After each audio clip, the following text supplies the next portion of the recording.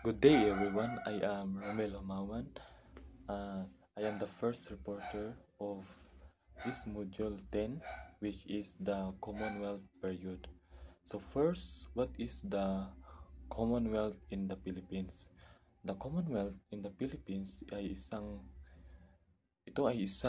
teritoryong hindi inkorporado at Commonwealth ng Estados Unidos na umiral noong 1935 to 1946.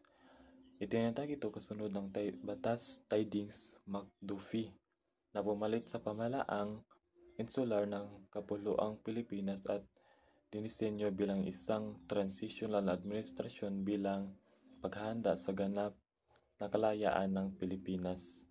Ang gawaing panlabas nito ay nanatiling pinamahalaan ng Estados Unidos, yung United States.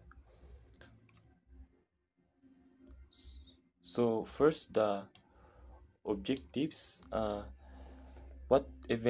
First objectives is what events precipitated the creation of Commonwealth government in the Philippines.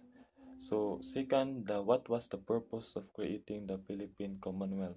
Third, what were the moral reaction to the issue of the Philippine independence? Fourth, what were Quezon policies towards Mindanao and how did this affect the Moros and Lumads? So as soon as Filipino thought that they have won the battle against Spain after 333 years of colonization, kasi grabe no, napakatagal no, 333 years tayong sinakop ng Spain. So Filipino excited to imagine the United States returning their stolen independence. This was what the United States made clear when President McKinley said that in the Benevolent Assimilation Proclamation that the Philippines are not there to exploit but to develop, civilize, educate, and train in the science of self-government.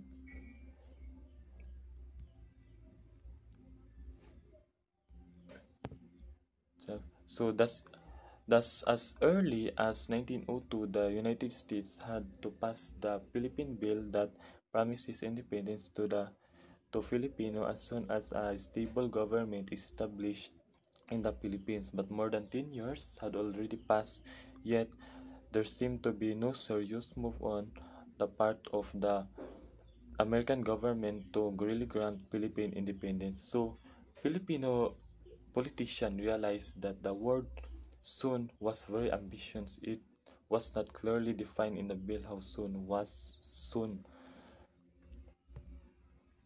So Filipino leaders lobby once even more to pressure the American government to stand by their promise of independence. Along with other factors, Filipino pressures eventually succeed in convincing the United States to pass the Jones Law in 1916. So, the Jones Law was the first official document to really promise the Philippine independence, stated in the preamble as soon as a stable government was established. Jones Law was created the first fully elected Philippine legislature. The law was enacted by 64th United States on American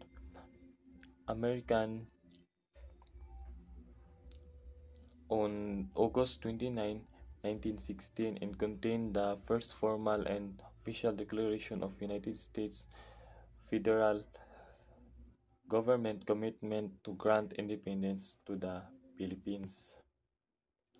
So we can see here the three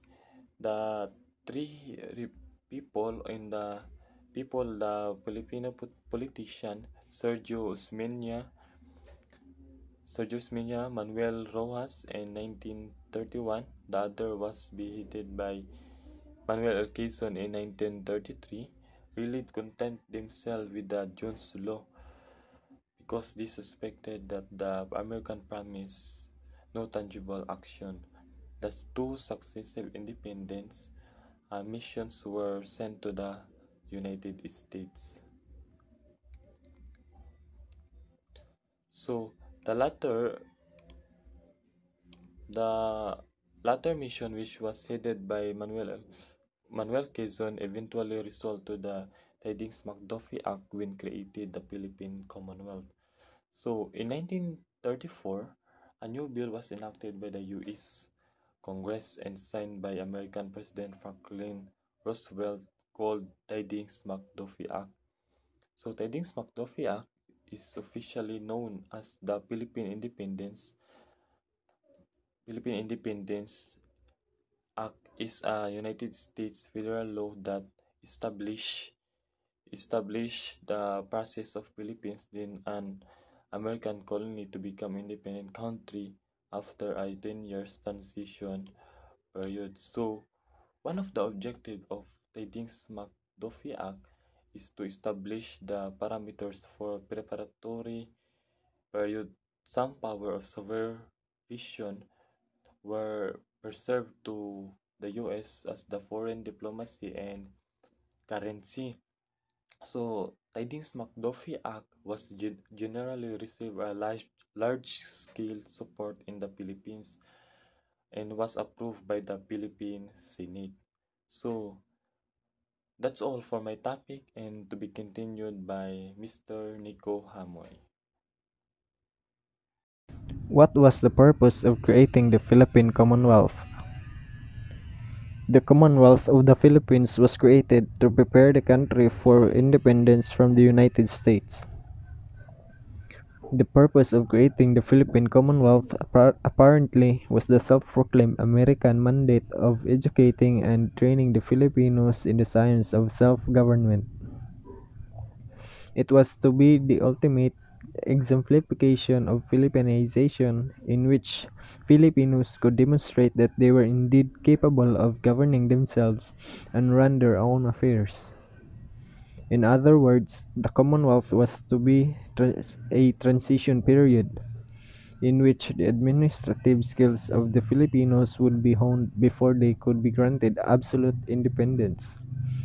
It was supposed to last 10 years, that is 1935 to 1945, but due to World War II, independence was only granted in 1946. The destruction made by the Japanese imperialism in the 1940s greatly shook the Philippines and left it hopeless. The Philippine government before the Japanese occupation was seen as ineffective and weak, as witnessed by its immediate loss against the Japanese troops. Aside from the country's weak military force, the government itself was not fully organized and managed for the country to be self-sustaining. So the Americans took this as an opportunity to help the Filipinos in any means necessary. Aside from the financial and health assistance provided by the Americans to the Filipino war victims, the Americans also showed support for the Filipino cause by reorganizing their government and transforming it entirely.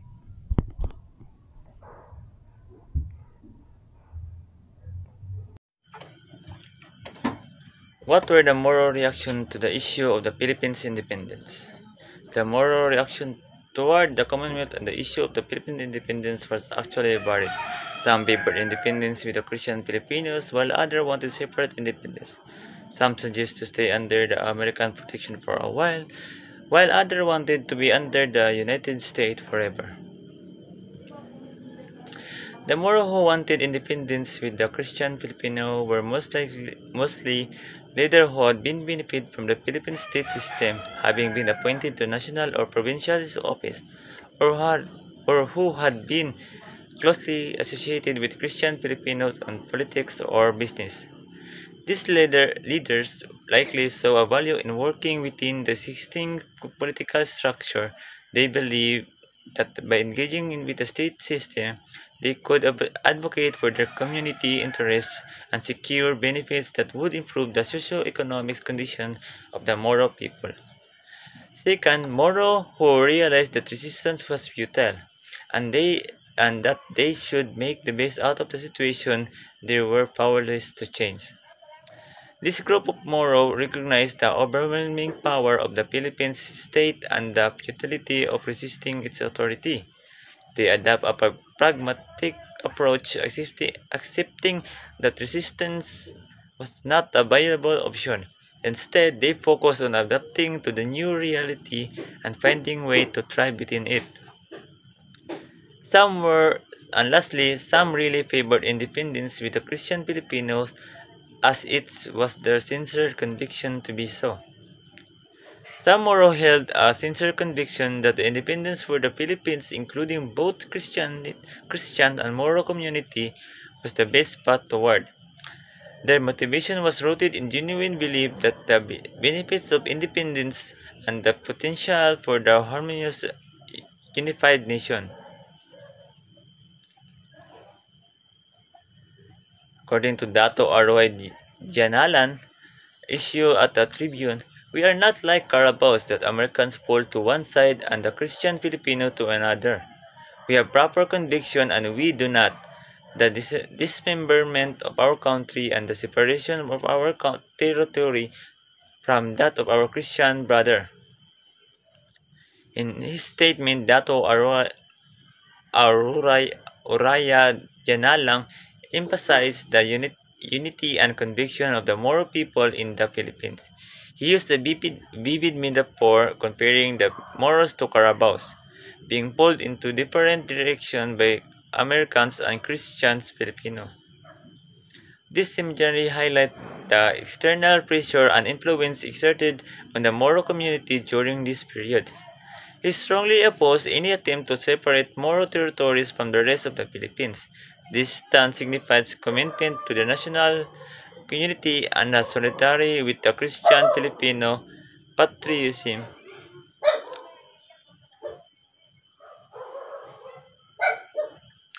Dato Focando Mandi at the unofficial Independence Congress called in February 1930 also introduced a resolution. That is a clear and unequivocal way it may be made known that Mohammedans, like their brethren and Christian Filipino, wants the absolute, complete and immediate independence of the Philippines, and that they protest against any intent to divide and disintegrate them. According to Dato Fakandemandi, resolution in 1930 Independence Congress is a powerful statement of the unity and shared purpose between the Moro and Christian Filipino community. His words reflect a clear and strong commitment to the independence of the Philippines and is a firm opposition to any attempt to divide the nation. According to Dato Ibra, Lanao delegated to the House of Representatives also said, after all, the inhabitant of Mindanao and Sulu and the inhabitant of Luzon and Visayas are brother in fact. We are the same race and there runs in our vein the same blood. We inhabit the group of island which province has given us. We must live not only as friendly neighbor but as brother in fact. According to Dato Ibra's statement, as a delegated from the Lanao to the House to Representative emphasize the unity and shared identity of the Filipino across different regions of the Philippines. His words are a call for solidarity and brotherhood among the inhabitants of Mindanao and Sulu, Luzon, and Visayas. Those who did not want the idea of becoming independent with the Christian Filipino. They range from those who considered that latter in the traditional enemy to those who feared that the Moro interests and concern would not be held or addressed once they were merged into Christian majority. Some members of the Moro community were opposed to the idea of achieving independence together with the Christian Filipino. The opposition stemmed from the reason including from historical conflict or concern over the representation of the Moro interests. The statement of Dato Sakaluran and Haji Abdul Kamid Bugabong as represented this. I am old now. I don't want any more trouble. But if it should come to that, we shall not be given over to the Filipinos. I would still fight. The statement reflects to the deep-rooted resistance and steadfast of a certain moral leader against the idea of being integrated into the Filipino nation, particularly under the Christian-dominated governance. Despite their age and desire for peace, these leaders expressed a strong willingness to fight, if necessary, to preserve their autonomy and protect their community interests. Along with other signatories, Haji Abdul Hamid Bongabong and the so-called Dansalan Declaration in March 18, 1935 also expressed the following concern. One more discriminatory act of our Christian Filipino associates is shown in the recent Constitution of the Philippines Commonwealth. In that Constitution, no provision whatsoever is made the word operate for the welfare of the Moros. The provision of the Constitution or all of the welfare of the Christian Filipino are nothing for the Moros. As a proof of this, our delegated did not sign the Constitution. Thus, should the American people grant the Philippines independence, an island to the Mindanao Sulu should not be included. The Dansalan Declaration was a significant document signed by the Moro leader, including Haji Abdul Hamid Bongabong, to voice their opposition to the Philippines Commonwealth Constitution of the 1935. Their concerns centered around the perceived lack of provision for the welfare of the Moro people.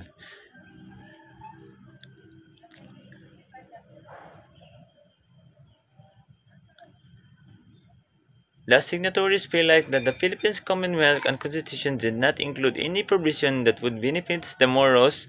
They believe that the Constitution was designed primarily to serve the interests of the Christian Filipinos.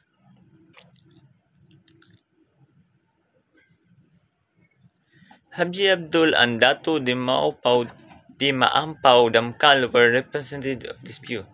We, the understand Dato, in favor of late Amay Manibilang, who had been the foremost Americanista party for many years and obtained his death, respectfully send his communication to His Excellence, the President of the United States of America, to request that the American people must not give us to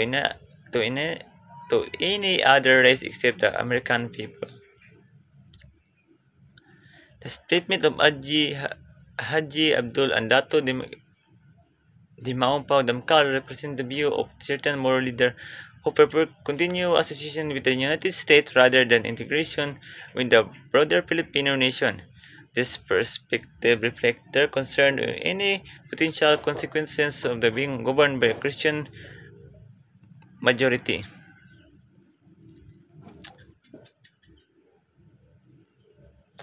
The letter of Dato Di Damkal of Dansalan, which said, "We would like to be under the American rules forever.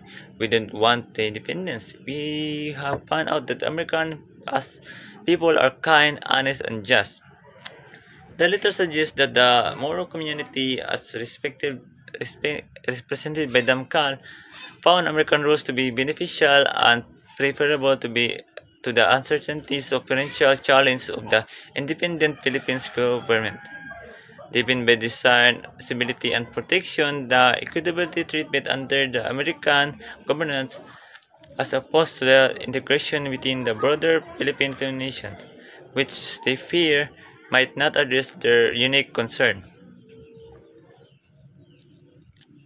By appealing not to give the Moros to any other people except the Americans, and by clearly stating that they wanted to be under American rule forever, Haji Abdullah and Datu Di Maampao must have thought that only the Americans would provide the Moros an impartial and disinterested leadership. Thus, one possible interpretation of this statement is that these Moro leaders did not even want Moro to govern themselves, taking into consideration the traditional loyalties and socio-political organization of this various Moro group. The leader appealed to the American authority, expressing their desire not to be handed over to another. The Moro leader appealed to the American authority, expressing their desire not to be handed over to any other people except the Americans. They clearly state that they wanted to remain under the American rules forever. American rule independently. This suggests that the Moro leader view American governance as a prejudiced disinterest, meaning that the Americans have seen a neutral and fair and without vested local interests and might skew their governance. Anyhow, the petition letter not favoring or granting the Philippines independence would all be ignored in the Philippines and the United States. Thus, history would take a course in such a way that the Moro and Lomads would be incorporated into the Philippines body politically whether they like it or not. Despite the effort of petition from the certain Moro leaders and the groups who opposed the idea of Philippines independence, these appeals were ultimately disregarded by both the Philippines and American governments. As a result, the course of history leads to the incorporation of the Moro and Lomas into the Philippines body politics. And that's all for my reports. Thank you and goodbye.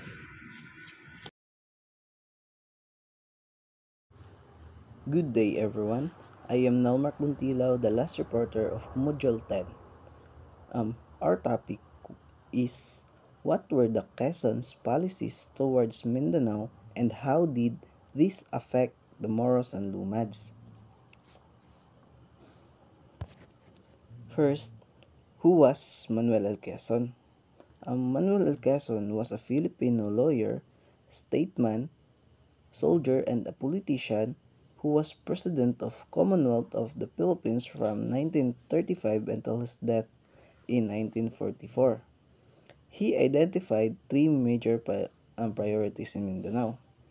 So, later on, we will discuss bakit nagkaroon ng major priorities in Mindanao during Quezon's administration.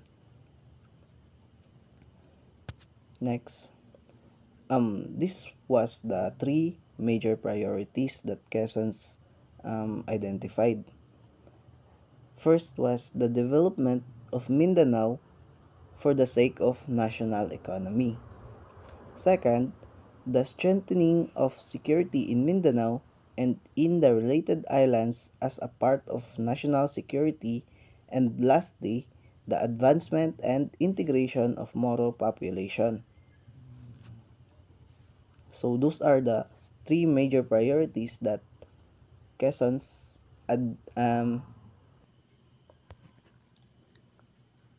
So, to better understand why this was prioritized, this was the observation of Peter Going.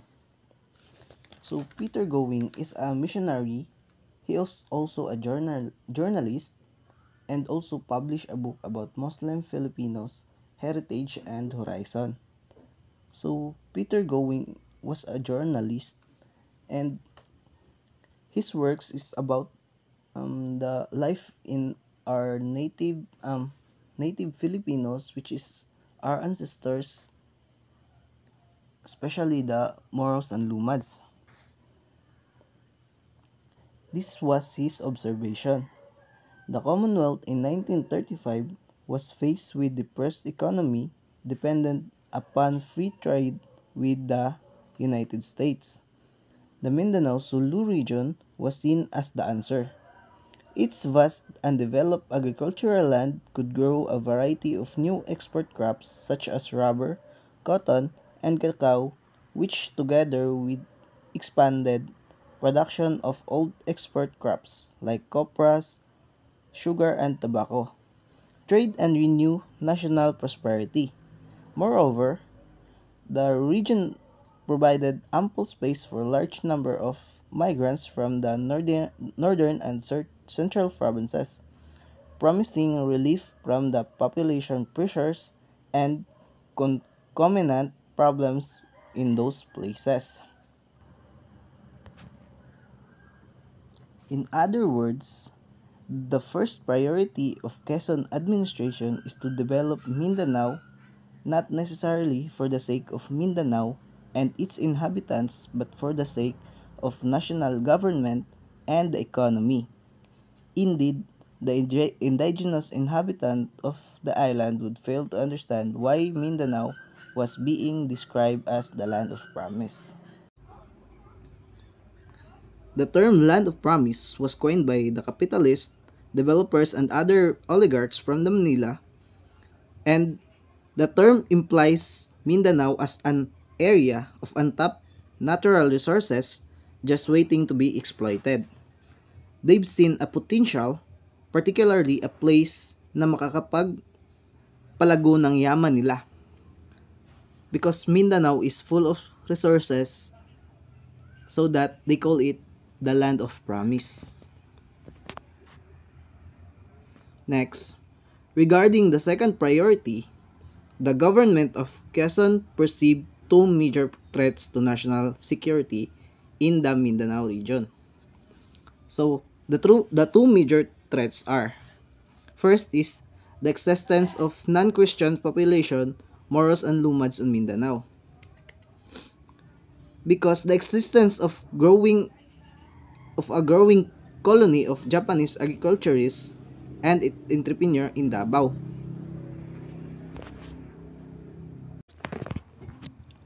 Regarding the third priority, the Commonwealth government also did exert some efforts. However, these moves seem to be done more harm than help. For instance, Quezon seemed to view integration as attainable only through applying the same rule of Christians and non-Christians, which somehow transgress the infocultural sensitivity of many Moros and Lumads groups.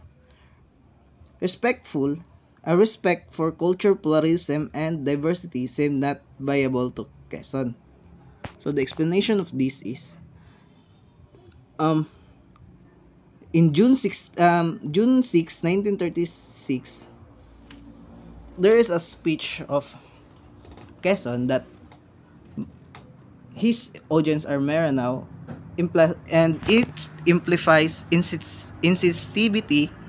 He presented a vision of equality that ignored the deeply ingrained cultural differences. The speech implied that what was acceptable to Christians majority would automatically be acceptable to the non-Christians minority. And the report highlights a fundamental lack of understanding and respect for cultural pluralism and diversity within the Commonwealth government's integration effort. This failure to recognize and accommodate diverse cultural norms undermine the integration process. So, parang hindi nire-respect yung cultural sensitivity in the times of Quezon administration, because nasa kanila lang is to improve Mindanao for the economic development of the country, not for only for Mindanao and for people that inhabit that naninirahan dito sa Mindanao noon. So that is all of my report.